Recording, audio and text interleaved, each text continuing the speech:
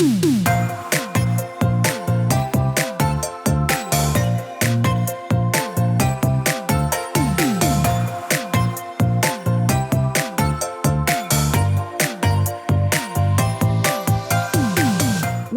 to the Plant-Based Podcast. Did you know that plants are truly amazing? Not only can you grow them and eat them, you can also wear them, drink them, nourish your skin with them, and so much more.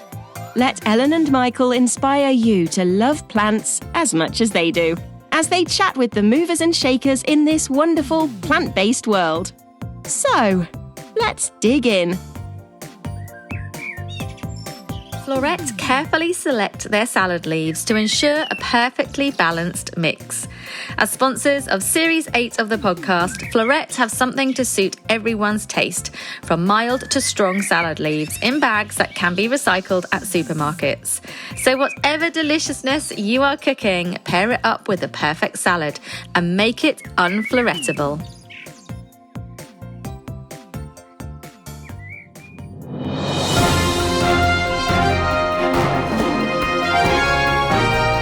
Welcome to the Plant-Based Podcast News. Your horticultural news roundup for the week.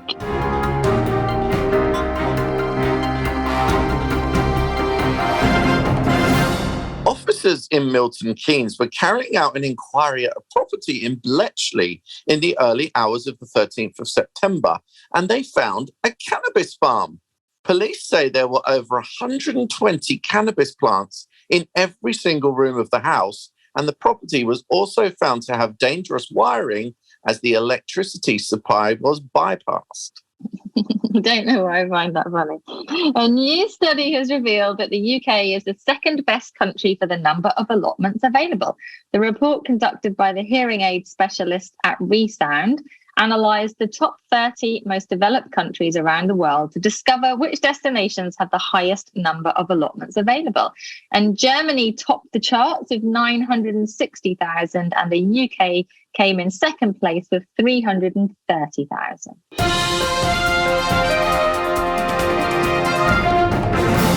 Fluff Stuff is a textile filling created from plants. It's cultivated on re-wetted peatlands in Finland. And it's been designed by the students at the Aalto University and was on display as part of the Helsinki Design Week. These products include various colourful cushions and duvets, as well as jackets, bags, and a hooded hat, all stuffed with cellulose fibres. Birmingham's Victoria Square has been transformed into a spectacular garden for a 17-day festival celebrating cultural diversity. Between the 2nd and the 18th of September, the city centre has been dressed in colour with a programme of free events, including poetry and music. And I was there only last night, and I recommend it.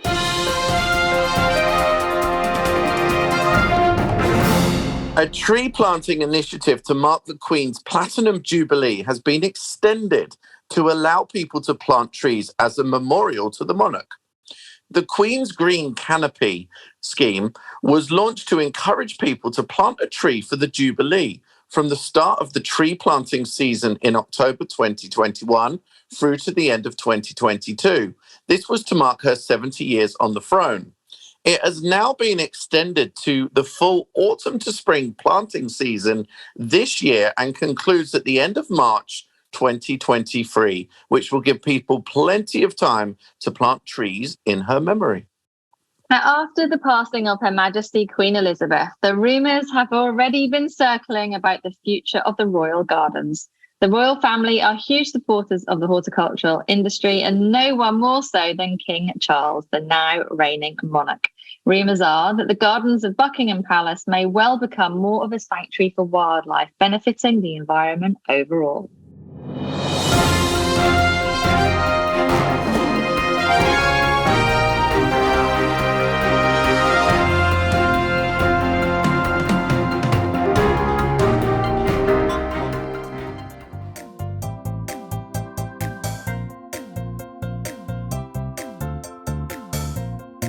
I don't want to get in a little muddle. I am very muddled today. And do you know what muddles me more than anything? When someone calls me by a different name. This is always happening, but what is it? Just Mary Ellen? Do you know what? Actually, Mary Ellen is the most regular, but recently I'm mostly either Mary or Ellen Marie. That is a new one, Ellen Marie. And I'm kind of like, who's Ellen Marie looking around? Oh, it's meant to be me. It's so weird and disrespectful in a way. Like, on one hand, like, I want to ask you, like, the ones that are Mary Ellen, are they sometimes like from someone in a different country that might be used to a name in a different culture, like, you know, like Perry Michael or something like that, or not? No, I've thought about that. No, it's not. It genuinely could be anyone who just calls me Mary Ellen. Isn't it weird? Like it's clearly Ellen Mary on everything. Like you could just say Ellen. You don't even have to say Mary, but to say Mary Ellen is just bonkers. What about if you did just swap it around? Do you think people think Ellen Mary? And then you might be happy. that could be a really good experiment, just to change everything to Mary Ellen. You're an experiment. See if I actually get my real name called. Oh, anyway. Well, the thing I get, which I mentioned before, is the Plant Geek rather than Mr. Plant Geek as well. So, yeah. But you know what? Obviously, you are Mr. Plant Geek, but I would actually say that you are the Plant Geek. So I think it fits. You're like the plant geek of all the plant geeks. It's like you're the one. So yeah, I would say that there's plenty of people that know more than me, honestly. Anyway, in the news we mentioned Birmingham, and you posted a few photographs, and I've seen a few others. It looks amazing. You went up there and yes, what was it like? Glad you've stalked me, because I have. I was at that HTA conference. It's called Horticulture, the conference. Makes it sound like a really cool movie, doesn't it? Horticulture, the movie. Oh, that's nice. We could write the script for that, Ellen. Oh, I dread to think what it would turn out. Because I've always thought you should have a horror movie in a glass house. That would be cool. Anyway, way late. So this event was, it was really cool. So slickly organised, designed. Did you see the stage? The stage above anything else was like gorgeous because it was like landscaped. But yeah, there was like insight into kind of like future stuff to do with economy, this and that. Mark Gregory was there talking about the future of Chelsea, which was a really interesting conversation. He said he thinks with the monarch change, it's going to be a lot better for horticulture as well, because of course, Charles is very much into your garden and plants, and kind of the Queen was perhaps in a polite way, you know, of obviously then enjoying Chelsea, but or maybe she wasn't talking about it as much, certainly. But yeah, so that's pretty cool. What else do you say? The potential of kind of like for gardens in the future, maybe, because it was looking ahead to like 2030. So it was maybe gardens at Chelsea have to like kind of show their carbon footprint before they're kind of built, or even when they're built. And then other people talk about consumer stuff. Maybe products will start to have like a sustainability rating, the same way as you would like a fridge has that rating, doesn't it? Or like food has a kind of good for you rating or something, doesn't it? You could tell I never look at labels for, you know, sugars and stuff, honestly. Just like eating everything.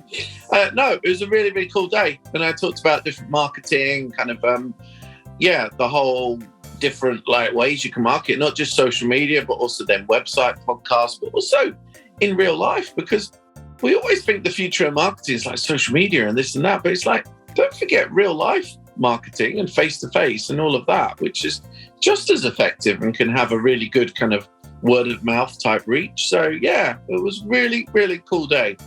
And there was a dinner in the evening, and that was nice, and some awards, and yeah, it's cool. I feel that sounds really good fun. But going back to the initial question, what's all the planting about in Birmingham that you went to?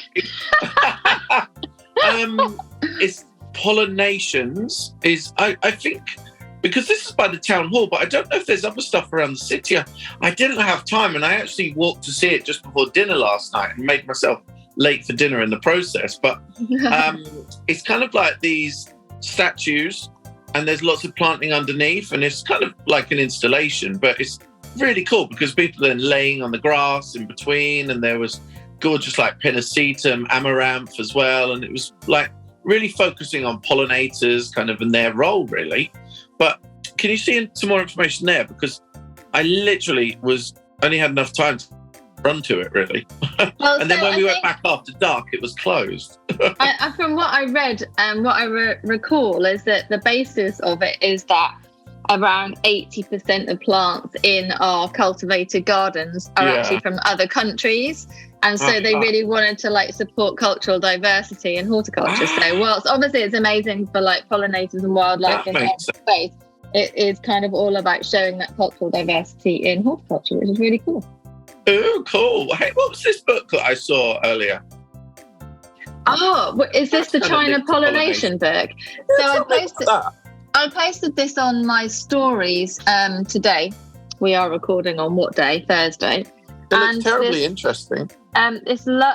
She's kind of like a photojournalist, the author, Marianne Fursk. And she's produced this book called Hand Pollination in China, and it's called The Shadow of the Future. And it's showing you areas in China where there's so few pollinators that the villagers have to go and hand pollinate the trees. And I find this so interesting because there was a book, which the name now escapes me, which is the story of what could possibly happen in the future if we don't have enough pollinators. And it's set in China, and this lady's son has to go out like all of the time. They all have to go out and pollinate trees, and it's a horrendous life, and it's awful to do, and it's hard work, and I can't remember if it's called The History of Bees or something like that. And but that's like a projection into the future. This book is showing you that it is actually happening now, and that's kind of really scary. So it's a photo tour, but with written word as well, explaining what's what of all of the workers, the villagers, and what they do to hand pollinate the plants, and just the landscapes and what they look like. And the photographs are amazing. Yeah, it's really, really good. So that's Hand Pollination in China by Marianne Fursk. I really hope I pronounced her surname correctly. Sorry, Marianne, if I had not. Yeah, that's very good. You keeping busy, hun? I'm hun. I'm like, hun. Are you warm? That's funny you should ask that. Are you well fed? The temperature has dropped a bit today, and all the windows and doors at mine are being painted. So all the windows and the front door and the back door is wide open, and I've got 2 pairs of socks on and a pair of trainers to keep my feet warm. Summer's over. Summer's over. Yeah, I think the garden is definitely noticing that summer is over, and then you can just start to see that little change, can't you? Well, like heaven forbid, not heaven forbid. I don't know, heaven furnish me. My garden's looking a lot more green now, which is good. So, yeah. Well, like when we last spoke on the podcast, you'd obviously just got back and it was crispy, wasn't it? But since it's trashed. It was just trashed. But you're not stressed about that at all, are you? You planted it up and made it colourful again. Yeah, but I don't know what makes the cherry laurel die, but I'm not that disappointed. But it's just like, I thought you were one of the easiest. It was newish, I guess. Was it? It hadn't established and then didn't get any water. To be honest, it's been through the ringer. I think it's been like replanted about 4 times in 6 months. Right. And then with no water during a drought, I would say that's probably. I know. But you know what? Oh my God, they're such I'm sorry. But these Portuguese laurel, they haven't grown for 18 months. First of all, you hated them from the moment they were planted. You were complaining about them from day one. And secondly, because they didn't grow. I like them. They don't always grow really quick. You have to have some patience. It's hard when you plant something already mature. And I guess I felt really cocky. I was like, yeah, I'll get these big mature Portuguese laurel. And actually, if I'd had little whips or something they'd probably be same height as these by now. So but at least you would have been satisfied that they'd grown. Like if they were little, you would have been they've grown. Like now they're bigger already, they'll be slower to grow, and then you're like, oh, they're not growing. But I'm sure they probably are a bit. Honestly, Melon, what are you like? I've been watching The Q on TV. It's this new drama serial. Sorry, did you say Q? Yeah. Yes, I have. I think it is epic. I've absolutely loved it. Q with a Q, yeah. I watched a couple of the episodes and thoroughly enjoyed it. It's amazing. What? You took the wrong bait. What? Is there a program about Q on TV at the moment? Yeah, Kew Garden. Oh, I was talking about the Q. What The queue queue? along the Thames. Oh no, I've embarrassed myself, and there's too much hilarity as well, and you told me not to be too happy on the podcast today. Basically, this is Oh my God. released the night before the Queen's funeral, and we were like, we're gonna, talk sensibly and not be too over the top, and it's already descended into chaos. Oh, I was trying to make some clever double meaning about the queue, but yeah. But Okay, well, I have seen the queue. Yeah, so there's been a program about Kew Gardens on, and it's really, really good. Like behind the scenes, you're seeing how they plan and plant all the lilies inside and all the gardens. It's really good. You should check it out if you haven't seen it. Well, we're going to get various people there on the podcast very soon because they got a fungus garden starting soon as well, which is mega cool. And I was there for the opening of the Science Kitchen Garden the other day as well. So yes, but also in London, there is a queue. Because obviously, we had the saddest of news last week. And we have the state funeral, which is literally 2 days after this podcast goes out. So we extend our condolences. But it's the day after the podcast goes out. Yes. So, but it's kind of fantastic to see all of the things that happen. It's really quite I'm just watching the TV all the time. It's just fascinating. It's sad, isn't it? It's sad. We know that it's sad, but I think it's amazing to see a nation really come together. And whether you agree with the monarchy or not, and that's the topic, and not for this podcast at all. But when you watched all the ceremonies and all the people that are genuinely sad, and then the queues to see the Queen lying in state and everything that goes on, it's amazing. It is amazing, I feel kind of I am transfixed to the TV. It's on all of the time. And I must just tell you, a friend of mine in America messaged me, and I haven't seen her this summer at all. And she messaged to say, I just wanted to say hi and thinking of you. I'm completely glued to the TV watching all the coverage of the Queen. A lot of Americans really do love, the monarchy in the UK.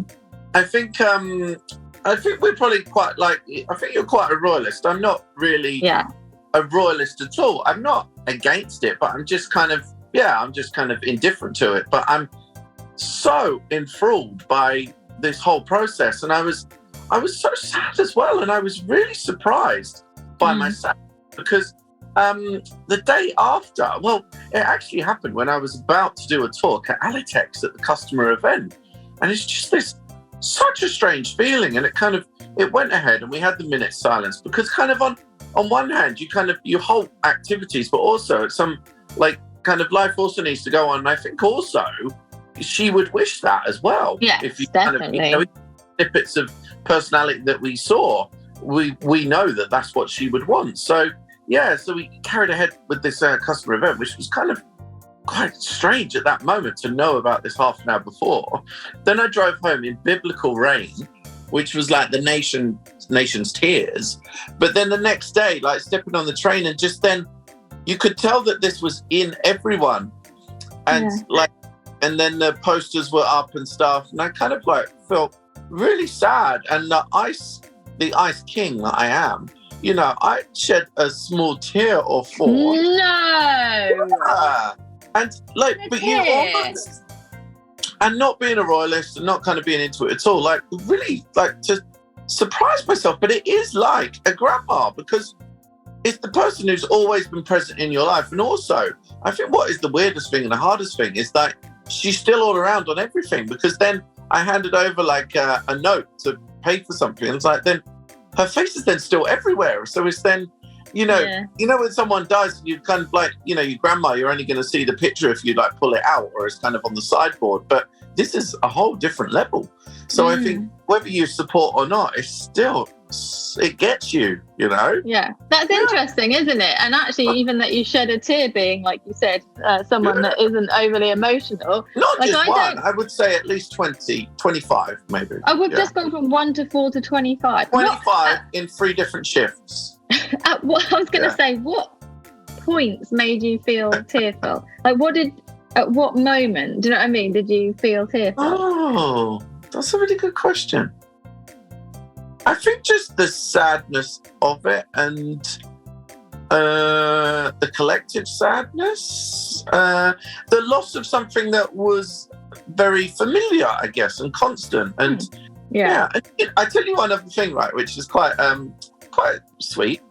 Like, my grandma, obviously, she died many years ago, and obviously I miss her a lot, etc. And she, like, I don't know, maybe just all ladies had this hair at the time. But, like, when I was quite young, it's like my grandma kind of had a hairstyle sort of like the Queen. Yeah. And so kind of, when you're very young, this kind of weird familiarity, and you're kind of like, oh, this is like an oldish lady, kind of, oh, the Queen looks similar to this. And then also, Margaret Thatcher has this similar hairstyle as well. It was just a hairstyle at the time. Yeah. Like, when I was very, very young, I sort of mixed up the three of them. I wasn't sure which was which. I don't know. Well, not quite that, but just, you know, like, I'm talking when you're like 3 years old, like when your brain is kind of hazy anyway. But yeah, and it was, did your mum have this hairdo, or? Yeah, my mum, my auntie, my cousin, who's much, much older than me, and my nanny all had that haircut too. I don't it was based on the Queen, this hairdo. Probably. Well, I mean, the royals. So that's like a Rachel. People are having a Queen. The royals most definitely have an influence on fashion, whether we like to think it or not. I mean, look at Kate Middleton. Look at all of, absolutely. I like, the Queen has been a constant for sure, but I don't necessarily view her as like that grandma role, because I think that does her a little bit of an injustice when we think about it like that. I think she is a constant, and it is that familiarity, and in her older years, most definitely. But she became Queen when she was in her early 20s. She dedicated her whole life. Yeah. She was a young lady once, you know. And if you ever want to look for a female leader, she's right there, you know, at any age, you know. So I think that's sad to lose it. But I will also say I am very, very, whether people like him or not, interested to see how King Charles does, because of his absolute love for the environment. Like, years ago, people used to take the mickey out of him because he was saying we need to look after the environment, because I want to plant for bees, and people took the mickey, and now look at him. So he is a leader himself in that. So and you said earlier on also about how perhaps the Queen, you know, she did love gardens and nature, undoubtedly, but she kept it to herself a little bit more. King Charles doesn't do that. He'll let you know whether he agrees with it or not. And I'm looking forward to seeing what happens. Yeah, no, totally, 100%. It's a really kind of interesting development on that level. Yeah, really, totally. And also, like, you know, to any naysayers, you can't, you need to see the talk, walk the walk. You know what I mean? Like, you need to see what someone can do and then kind of judge it, really. But yeah, it's a really interesting time, with a lot of different feelings and things to the dark. It is, I agree. I hope it's just a good step forward for gardening and nature. I have to just say something about the gardens. I was watching something on TV and I never knew anything about this. I don't know all of the royal stuff, what they do and houses that they own and whatnot. And apparently a really long time ago, there was a house in Scotland. I think, if I remember correctly, it's called Dumfries House. I might be totally wrong there, so sorry if I am. But it's a house in Scotland that had all like the original furniture inside the house, and it was going to be, excuse me, I don't know if it's going to be like abandoned, knocked down, gone to auction. I don't really know, but no one wanted to buy it. And King Charles had a vision for it, and he got a lot of investors, and then he paid half as well, and they bought it, and everyone thought he was crazy. Everyone was like, what on earth are you doing? And he completely transformed acres and acres of land into like beautiful gardens, great for wildlife and biodiversity. And now it's like you can go and visit the historic house, or you can even have your wedding there or whatever, but the land is all like regenerated to be great for the environment. And I was watching, I never knew anything about it, but I was just like, good for you, like all the people saying that's a ridiculous thing to do, but he knows what he wants to do, you know. So I was watching all about the different gardens and the things he's done at Highgrove, and it just makes me want to go on a tour of all the royal gardens now. You know, I want to see them all again. I can't wait to see what happens. Oh, I was about to say something, but I can't remember. We should do, Ellen. I was like, I guess playfully challenged last night. We should do like a UK nursery tour, because I was talking to a couple of Molly and Nat from the YPHA, who you know, and we were out kind of, I'm going to see lots of nurseries in Holland, etc. They're like, but come see our nurseries. So I thought, why not rope Ellen into that trip? So there you go. You're booked in. Thank you. I would love to do that. And do you know, I think we've said it on the podcast loads of times before, when you go and you know all of the people, like the breeders and, the nurseries and everything. And when I don't see that side of horticulture, so when I go, I get really excited, like to see behind the scenes and see how it all happens. So I would literally love to come and do something like that. I think it would be really good for the podcast as well, for listeners to know like where their plants come from and who the people are, who like deal with the plants. You can wait in the car. Oh, Ellen, you are funny. Yeah, whatever. Anyway. Look, next big houseplant, Sparmania africana. Isn't it gorgeous? Oh, that's very cool. That's really cool. Who needs a fiddle leaf fig, Ellen? I've got one and it is a disaster, to be honest. But look, this whole shelf is a bit of carnage. Look, this is like when my dad allegedly was watering plants, that begonia completely carped it. Look. Oh, no. That's such a sad shelf. I really need to do some houseplant amnesty. Michael, I really wish I'd come and watered now, but I thought your dad had it under control. I can't bear it. I'll soon forget about it. My houseplants and my outdoor plants, they have to live the hard life, And it's always an opportunity, isn't it? Oh, yeah, defo. And, it's fine. It might reshoot though, but I've never got the patience for that sort of thing. It might do. You could have it as a little project to see whether it will or not, and then if not, then Oh, Ellen, what else you been up to? I don't know. I can't remember what I done 5 minutes ago, let alone yesterday. I don't know really. Allotment? The allotment is now on the down low for winter because I'm clearing it before I go back to America. But the winter brassicas are amazing every year. It makes me so excited. Like beautiful heads of broccoli, the sprouts are coming. Savoy cabbages without even a mini hole in them, like no slugs or snails, and I don't do anything at all. I just let nature do its thing, but they are netted. And the Savoy cabbages are epic this year. Yeah. So I'm very excited about that. For me. Pardon? When are they ready? Well, you could probably take some from now. And I would definitely say to you when I'm not there, because I don't want to miss them. I'm going to harvest a couple and then maybe pickle or whatever. But I want you to go there and take some, whatever, like after I've gone. No, what I'll do is, do you remember a couple of years ago, there was this craze where people were sending messages on aubergines in the post? No, what? I'm going to send you a post with a message on it. I'm pretty sure it won't make it through customs, but you could try. Yeah, but they don't check everything, or do you think they'd smell it? I think they would definitely check it or smell it. By the time it got to America, it would probably really stink, wouldn't it? Yeah, but what I would put, Ellen, on the customs form, I would put football. And I would put value £500 as if it was like a signed football that someone had ordered. Try it. Let's try it and see if it makes it to me. That would be so funny. No, I definitely want you to please take some for sure. Okay, that's cool. No problem at all, my dear. Okay. Anyway, I'm kind of done talking to you now because I've got more things to do. Oh, how awful. I hope you have a nice rest of the day. Thank you, you too. And I hope you manage to clear up this rash. I told you about that in confidence. As if. Yeah, okay. It's a pleasure speaking to you. I hope you don't shed any more tears. Thanks.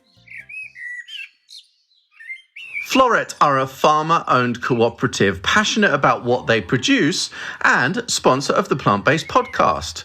Grown by a network of local farmers who work to bring you the tastiest salads of the highest quality.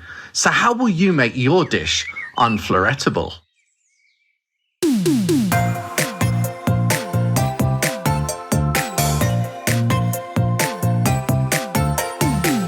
The music for the Plant-Based podcast is part of the song Grow by Mikey James, and our editor is Gareth Patch of Semi Echo.